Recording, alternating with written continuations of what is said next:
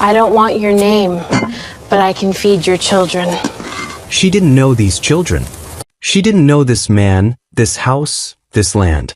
She only knew that the boy was hungry, and she had something to give, and that had always been enough reason for her.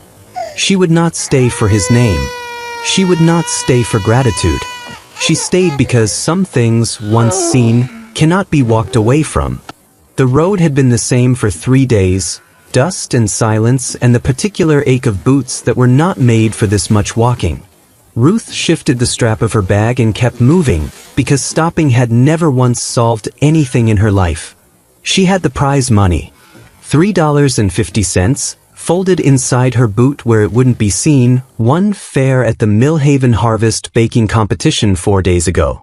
The judge had gone quiet when he tasted her bread, that particular quiet that meant something, and when he announced her name, the room had done what rooms always did.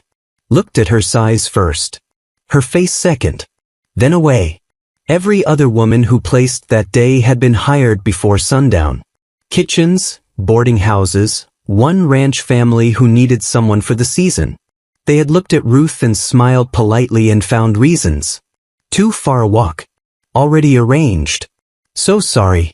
She had folded the money, put it in her boot, and started walking. Not because she had somewhere to go. Because forward was the only direction that had ever made sense to her. 2 years a widow in a town that had always found her too much, too large, too capable, too present. Some places make up their minds about you before you've said a word. She heard the creek before she saw it, left the road and crouched at the water. Cold, she drank before she filled the canteen. That was when she heard it. Not crying exactly. Something past crying. The sound a child makes when they have been at it long enough that the urgency has gone out of it. Hollow, rhythmic, worn down to its bones. The sound of a child who has stopped expecting anyone to come. She stood. The farmhouse sat off the road. Windows dim, no smoke from the chimney, the stillness of a place where someone had stopped paying attention to it. Her feet made the decision before she did. The knock brought footsteps, small, slow. And then the door opened and Ruth found herself looking at a girl of about 6 with dark serious eyes and a 2.5-year-old boy on her hip, the way a woman carries a child, not the way a child does. The boy had cried long enough that he had gone quiet, just hiccuping softly against his sister's shoulder, hanging there with the blank resignation of someone who had given up on being answered. The girl looked at Ruth without surprise.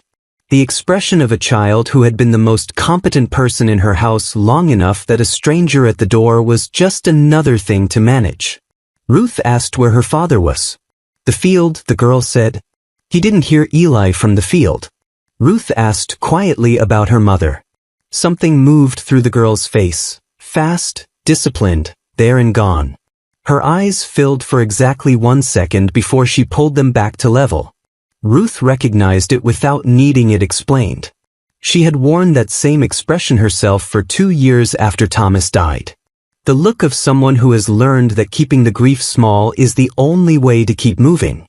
Then the boy on the girl's hip turned and looked at Ruth directly for the first time. He studied her with his whole face, the way small children study things before they learn to be careful about it.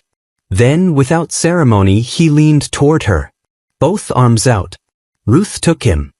He pressed his face into the side of her neck and made a sound that was not a word, just a long, settling exhale, as if something held too tight had finally let go. The girl watched this with an expression that was doing several things at once. "I can come in and light the stove," Ruth said. "If that's all right." The girl stepped back without a word. The kitchen told her what she needed to know. Someone had been trying, surfaces wiped, dishes stacked, the trying of small hands doing grown work for a long time. But the stove had been cold for hours. Ruth set Eli on the counter where he could watch, and he watched with the grave attention of a very small person observing a very important procedure. When the first smell of wood smoke rose, he patted the counter twice with one flat palm, as if approving the development. Then he saw the cat. A large gray cat of indeterminate age and absolute opinion, occupying the warmest corner of the kitchen. It regarded Eli with the expression of an animal that has developed a philosophy about children. Eli looked at the cat. The cat looked at Eli. "No," he said, pointing. "Mine." The cat did not acknowledge this. May, she had offered her name eventually, Terse, watched from the doorway. "He does that," she said. "The cat doesn't care." "Does the cat have a name?" "Papa calls her Cat." May considered. "She doesn't come when you call her anyway.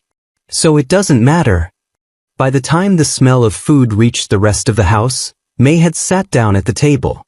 She sat the way she did everything, with the upright deliberateness of a child who had decided that dignity was the only thing she had full control over. Calvin came in at dusk and stopped in the doorway the way men stop when the world has rearranged itself without their permission. His son was sitting on the counter eating from a spoon held by a woman he had never seen. His daughter was at the table with a bowl in front of her that she was actually eating from. The smell of a real meal hit him somewhere he hadn't expected. His eyes went to May. "Is this from town?" "Charity," he meant, and the word had its usual flat edge. May shook her head. "She made it. She knocked and she just came in." He looked at Ruth. She met his eyes without apology and nodded toward the pot. "Sit down. There's enough." He looked at her for a moment. She did not look away. He sat down. Not because he decided to, because something that had been holding him upright against it stopped, briefly, and he sat. They ate in silence, all four of them, Eli's spoon, the fire settling, the cat rearranging itself in the corner. When supper was done, Ruth set Eli into his father's arms and picked up her bag. "You're passing through," Calvin said. "Yes," Ruth said. He looked at the clean pot, at May's face, at his son, slack and fed and finally at rest. "You could pass through slower," he said to the pot. He did not look at her. Ruth looked at him for one moment. She set her bag down. May looked at her father's face. Then she stood up from the table, lifted Eli out of Calvin's arms, her nightly job, always hers, and carried him to bed without a word. When she laid him down, he did not reach toward the door. He curled into the blanket and slept. She did not leave at first light. She was simply there in the morning, stove already hot, his coffee already made to a strength she had no way of knowing he preferred, except that she had watched his face when he drank it and adjusted accordingly. He said nothing about this. He drank it. He went back out. Eli found her before breakfast. He came around the corner with the urgency of a small person who has remembered something important overnight and needs to confirm it is still true. He stopped, looked at Ruth, looked at the cat, which had relocated overnight to the chair closest to the stove and was asleep with the conviction of something that has made an excellent decision. Two things he wanted. One person available. He crossed the kitchen at his full speed, not fast, but completely committed, grabbed the hem of Ruth's skirt in both fists and said, "Up." She lifted him. He settled against her hip with the satisfaction of someone confirming a hypothesis, grabbed a fistful of her collar, and looked at the cat. "Mine," he told it. The cat did not open its eyes. May appeared in the doorway, assessed the situation, and went directly to the stove to start the eggs herself, with the brisk competence of someone demonstrating that certain things did not require outside assistance. Ruth let her. Then, without looking up, asked how Eli liked his eggs. May told her, specific, precise, the way she told people things when she had strong opinions and had learned adults did not always respect them. Ruth made them exactly that way the following morning. May watched Eli eat without saying anything. The morning after that, she did not make the eggs first. This was how it went. May had been waiting, with the patience of a 6-year-old who has learned to wait for disappointment, for Ruth to overstep. Ruth kept not doing it. She asked where things were kept, deferred to May's knowledge of the house, treated her not like a child to be managed but like someone who knew things worth knowing. May had no category for this. It was somehow more disorienting than if Ruth had simply overstepped. Eli had no such ambivalence. He had decided on the first night and saw no reason to revisit it. He followed Ruth from room to room with the serene confidence of someone who has located where they belong. "Up," he said whenever she passed, arms raised. She lifted him with the easy familiarity of a woman built for carrying things. He had also not abandoned his campaign regarding the cat. The direct approach, walking up to her, saying "up," with arms raised, waiting, had produced nothing. The cat's response was to look at him with the expression of an animal deciding whether to move and concluding that moving would reward poor behavior. He had moved to offerings. A piece of bread, which the cat ate without acknowledging the giver. A wooden spoon. On one occasion his own sock, carefully removed and placed before the cat like tribute. The cat sat on it. "He thinks if he gives her enough things she'll let him pick her up," May told Ruth one morning. "Will she?" May considered this seriously. She let Papa pick her up once. He didn't do it right and she bit him. "What's the right way?"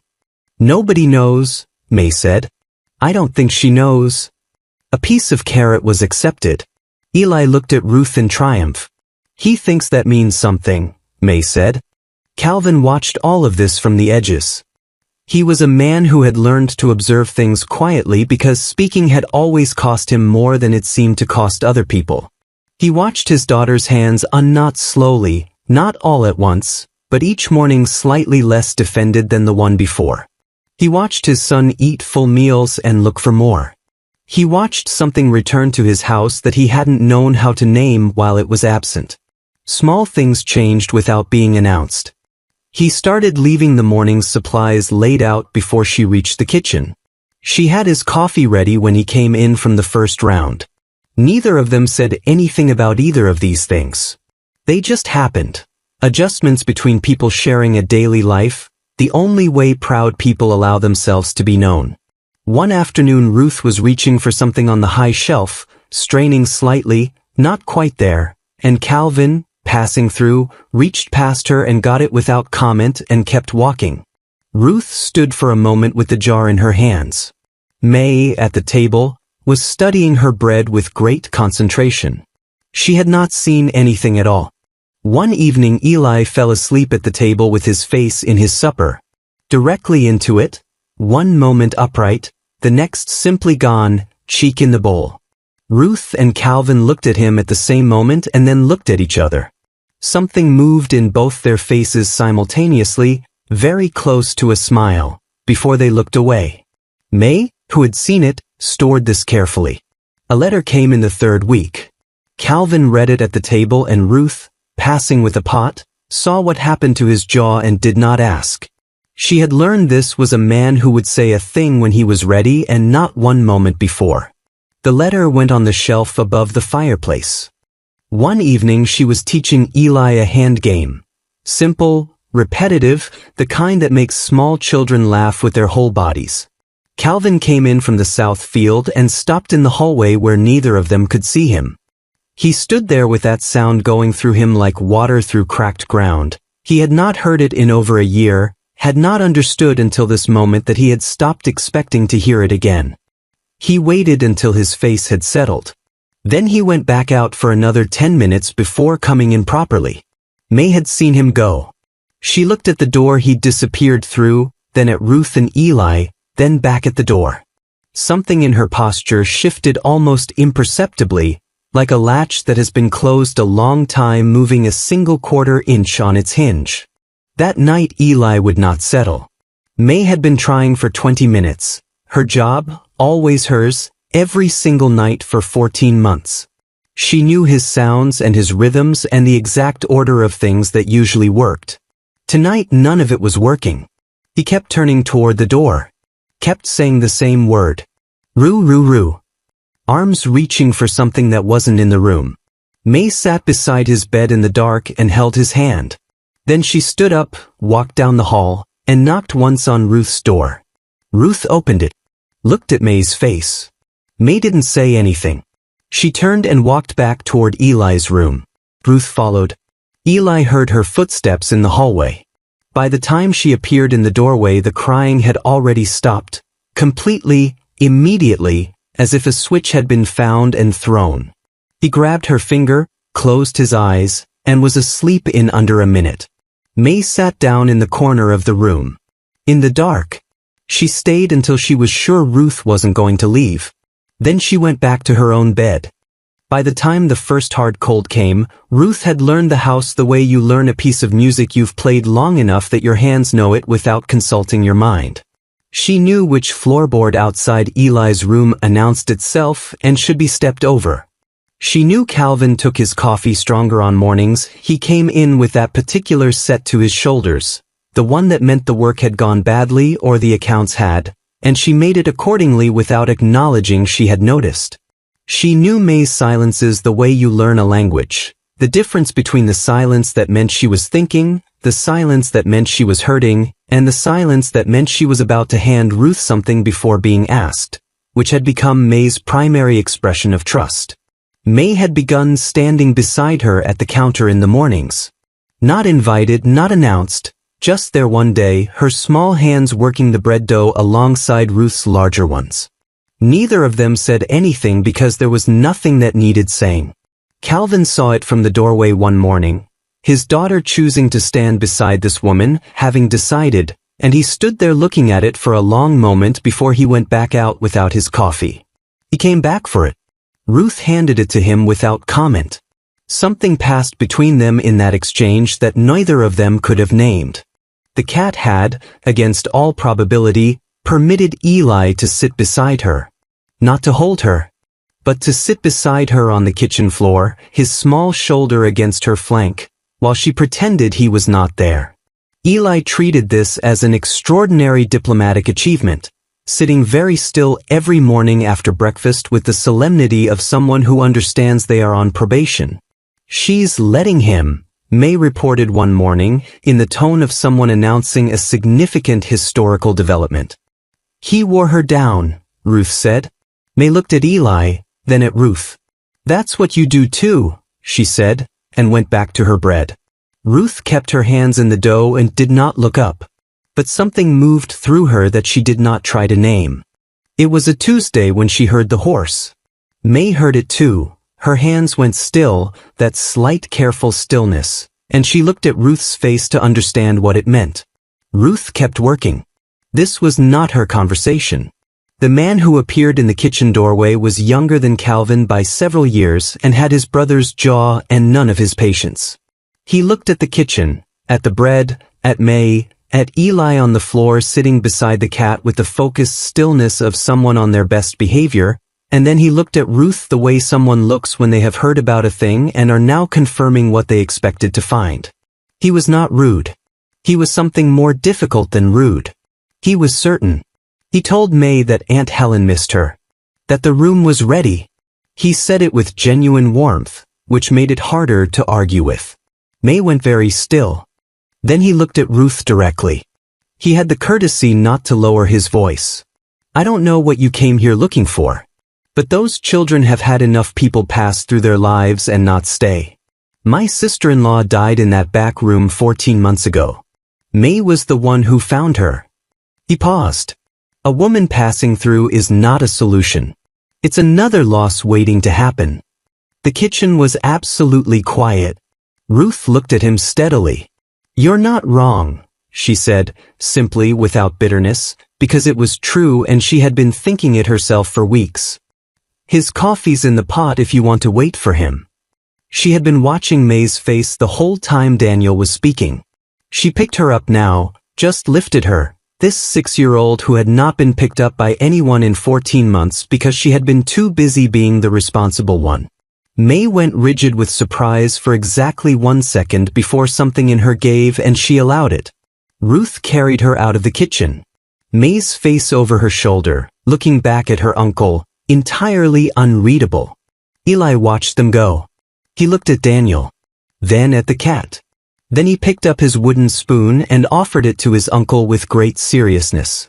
Daniel took it because there was nothing else to do. Calvin came in that evening and found Daniel at the table with his coffee and the expression of a man who has been rehearsing something. May took Eli to bed without being asked. When the house was quiet, Daniel set his cup down. "She's not going to stay. Women like that, passing through, they leave when it gets hard." And when she goes, May loses someone else. Eli won't remember why he's crying, but he'll cry. He paused. You've just started looking like yourself again. I'm not watching you go back to how you were. Calvin looked at the table. She was sick 3 days last month, he said quietly. Didn't leave then either. Daniel was quiet for a moment. He picked up his cup and turned it in his hands. Helen's room is ready, he said. If you change your mind. Calvin nodded once. They sat in the silence of two men who love each other and have arrived somewhere neither can move the other from. Daniel stayed 2 days.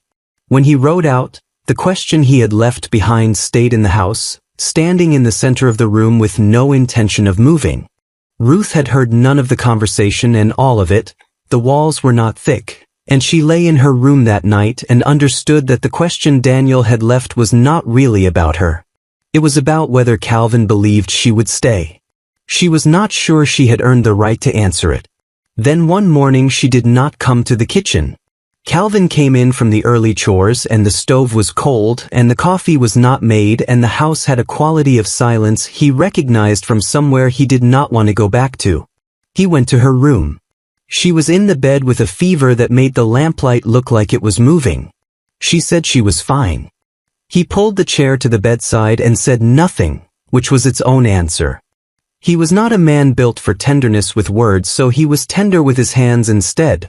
The cloth wrung cold and laid across her forehead, the blanket straightened, the cup held steady while she drank. He did these things through the night with the same focused care he gave to any task that mattered. May moved through the house quietly, doing everything Ruth normally did. She had done this before, 14 months ago in a different room with a different woman, and she did not let herself think about that directly or she would not be able to keep her face where she needed it. Eli knew something was wrong. He followed May from room to room with his wooden spoon still in one hand, watching Calvin wring the cloth and carry it to the room. He watched this several times with great attention. Then he went to the basin in the corner of the hall.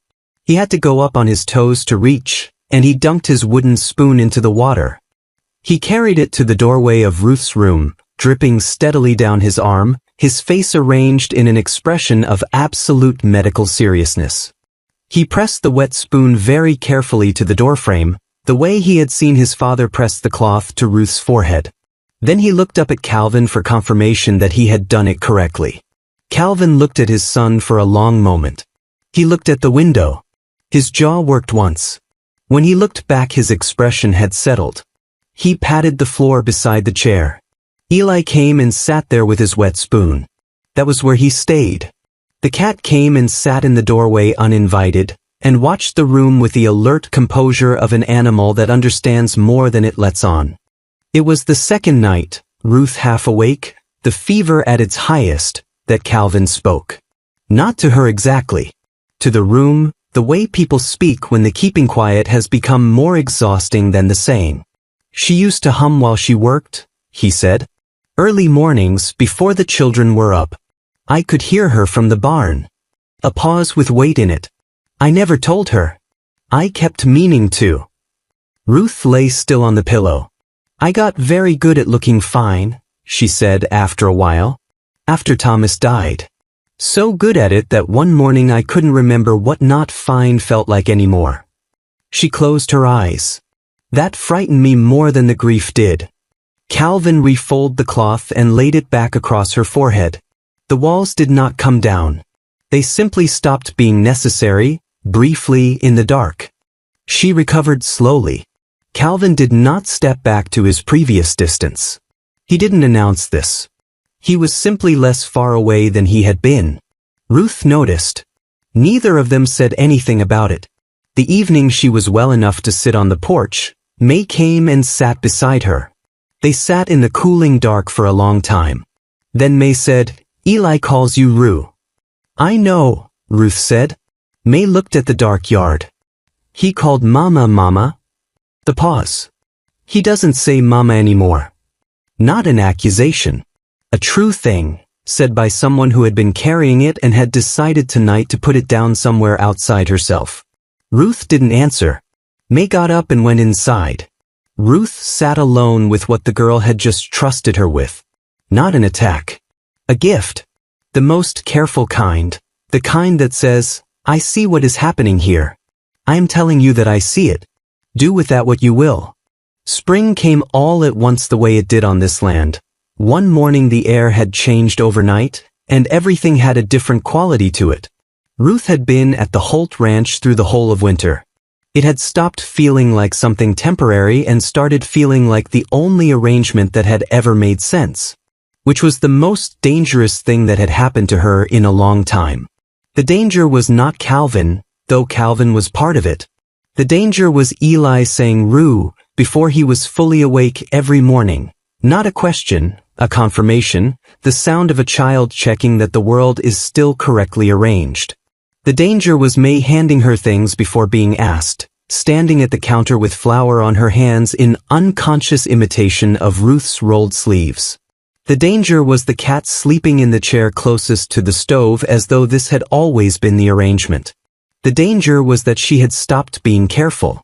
Calvin came back from town one afternoon in the third week of spring with a particular quiet on him. Ruth washed the dishes and May dried, and Eli sat on the floor making his wooden spoon walk in circles, and the silence had a weight in it that had not been there in the morning.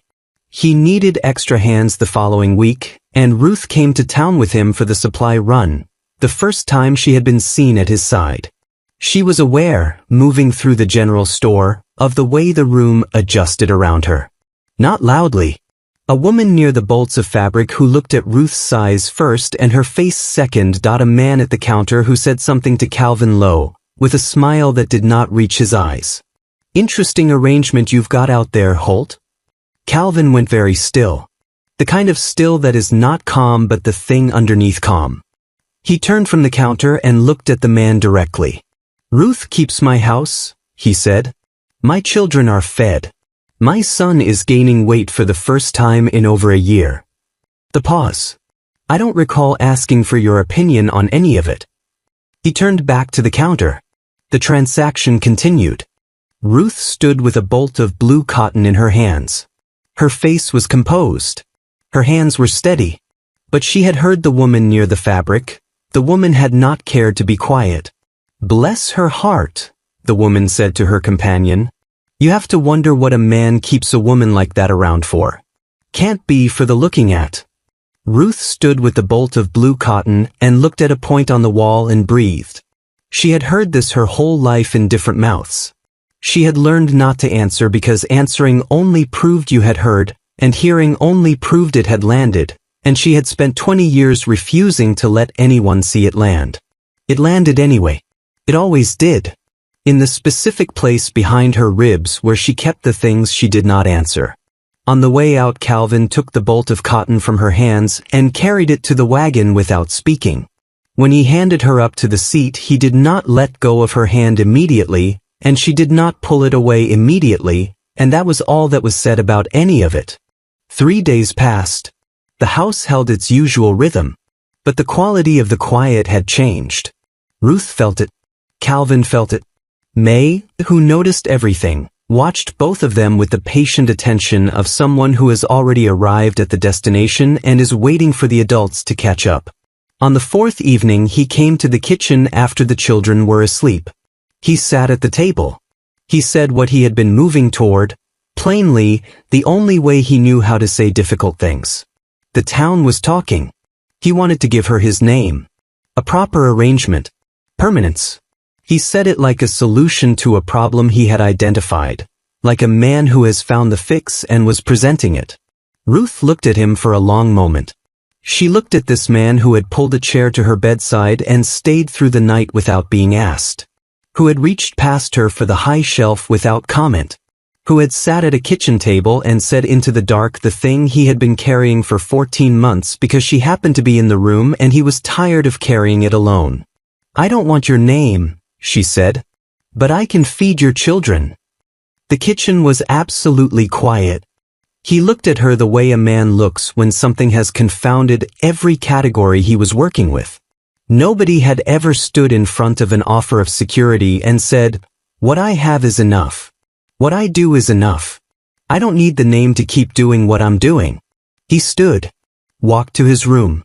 He stopped at the door. His hand went to the frame and stayed there.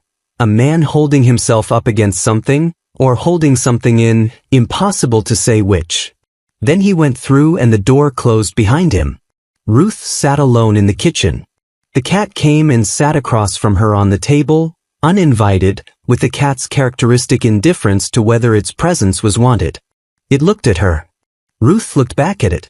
"Don't," she said. The cat began washing its face. Ruth thought about Daniel's voice. A passing woman is not a solution. She thought about May on the porch. He doesn't say mama anymore. She thought about Eli's arms in the dark, up, Rue, up, and how she had told herself for months that stopping here was temporary, that staying was practical, that she was not building anything she would have to grieve when it ended. She went to her room. She began, carefully, to pack her bag. May appeared in the doorway. She looked at the bag. She stood there for one moment. Then she turned and went down the hall, and Ruth heard Eli's door and May's voice low, and then footsteps returning, May's and a smaller set, unsteady, Eli in his nightshirt with his eyes still half closed. May set him on the floor at Ruth's feet. Eli looked up. Still waking. His arms went up. Rue. May stood behind him. She looked at Ruth and she waited. Then, quietly, in the voice of a child who has used up every other word she had. Stay. Just that. One word. Everything in it. Ruth looked at the bag. She looked at Eli's arms. She looked at May's face, which held everything May would never say out loud. Every morning she had handed Ruth something before being asked. Every night she had stopped making the eggs first. The porch. The dark. He doesn't say mama anymore. Ruth understood that May was not asking for May's sake. May had been managing for 14 months and could manage for 14 more. May was asking because she had decided, with the full deliberate authority of a 6-year-old who does not make decisions lightly, that Ruth was worth asking. Ruth set the bag down. The cat walked past everyone into the room and sat on the bag. Eli pointed at it. Mine, he said, with satisfaction, as though this confirmed something. Calvin came in from outside and stood in the doorway, the bag on the floor with the cat on it, Ruth still in the room, May standing behind Eli whose arms were still raised.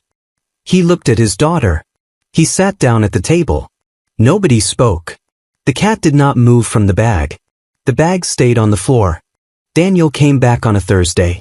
He came around to the kitchen door the way family comes, without knocking, and stopped on the threshold. Ruth was at the stove. May was beside her at the counter with flour on her hands, her sleeves pushed up in unconscious imitation of Ruth's rolled sleeves. The two of them standing shoulder to hip the way women stand when they have made bread together enough times that the arrangement is simply where they are.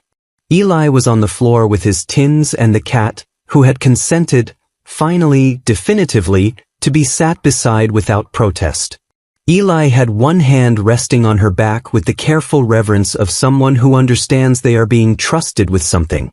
Calvin came in from the back a moment later and reached past Ruth for his coffee cup without comment, and she moved slightly to give him room without looking up, and the smallness of that adjustment, the way two people move when they have learned each other's space without deciding to, was more legible than anything either of them could have said. Daniel watched all of it. He watched Eli look up from his tins and locate Calvin and Ruth in the same glance, the way you locate things that belong in the same place. He watched May look at her uncle with the steady considering gaze of a child who has made a decision and is waiting to see if anyone plans to argue with it. He sat down at the table. Ruth set coffee in front of him. Then he said Helen's room would stay ready. In case. He looked at Calvin when he said it and Calvin looked back. And whatever passed between them in that look settled something that had been unsettled since the first letter. Daniel drank the coffee. He ate the biscuit Ruth set beside it. He stayed for supper, and at supper Eli climbed into his lap without invitation and fell asleep there between courses, and Daniel sat very still with one large hand spread across the boy's back and said nothing for a long time. At the door when he left he stopped beside Ruth. He hasn't looked like himself in over a year, he said. He looked at her directly, without the calculation that had been in it before. He looks like himself now. He put his hat on and rode out without looking back, which was how Ruth knew he meant it. The weeks after had a different quality. Not louder. Not announced. Settled, the way of things that have been decided and are no longer in question. May started laughing. Not often, not loudly, but genuinely, at Eli mostly, who had developed a routine of attempting to sweep the kitchen floor with a broom 3 times his height, always beginning with great confidence and ending pinned under it with an expression that clearly indicated the broom was entirely at fault. Ruth laughed too, and the sound of the two of them laughing in the kitchen was something Calvin catalogued privately and did not mention to anyone. The cat began sleeping on Eli's bed. This was not something anyone had arranged. It was simply a fact one morning. Eli accepted this with the composure of a person whose long campaign has finally achieved its objective. He did not make a fuss about it. He came to breakfast that morning with the quiet satisfaction of someone who has been right all along. She's never done that before, May told Ruth. He wore her down, Ruth said. May was quiet for a moment, her small hands in the bread dough. Is that how it works? She asked. You just keep showing up until they let you? Ruth looked at her. May was looking at the bread. She said it the way she said everything, directly, without decoration, as though it were simply a question she had. Sometimes, Ruth said. Yes. May nodded once, as if this confirmed something, and went back to her bread. The evening it happened there was nothing to mark it as different from any other. Supper had been cleared. The children were in bed. Ruth was at the table. Calvin had stayed, had not gone to his room the way old habit sometimes still pulled him, and they sat in the comfortable quiet that had taken months to build. The kind that doesn't need filling. The cat was asleep in Calvin's chair. Calvin was in the other one, an arrangement that had settled itself since the cat made her preference known, and Calvin had adapted without comment. May appeared in the hallway in her nightgown. She looked at her father. She looked at Ruth. She looked at the cat. Then she looked at Ruth again with the directness that had been startling in her since the first night she'd opened the door. If you stay forever, she said, do you become our mother? The question sat in the room with the weight of something thought for a long time and finally spoken. Calvin looked at Ruth. Not practically, not the way he had looked at her when he offered his name. The way of a man who has already decided the most important thing and is waiting only to find out if the other person has arrived at the same place. Ruth looked back at him. May watched both of them with the alert patience of a child who has learned that adults sometimes need a moment to catch up to what children have already understood. Calvin's hand moved across the table and covered Ruth's. He didn't say anything. He didn't need to. May looked at their hands. She looked at their faces. She nodded once, the gravity of someone ratifying something that has been a long time coming, and turned and went back down the hallway to bed. From Eli's room, soft and certain, the nightly checking in. Rue. I'm here, Eli. A small rustling.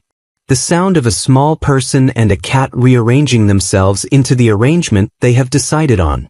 Then silence. He was satisfied. He slept. Calvin did not move his hand. Ruth did not move hers.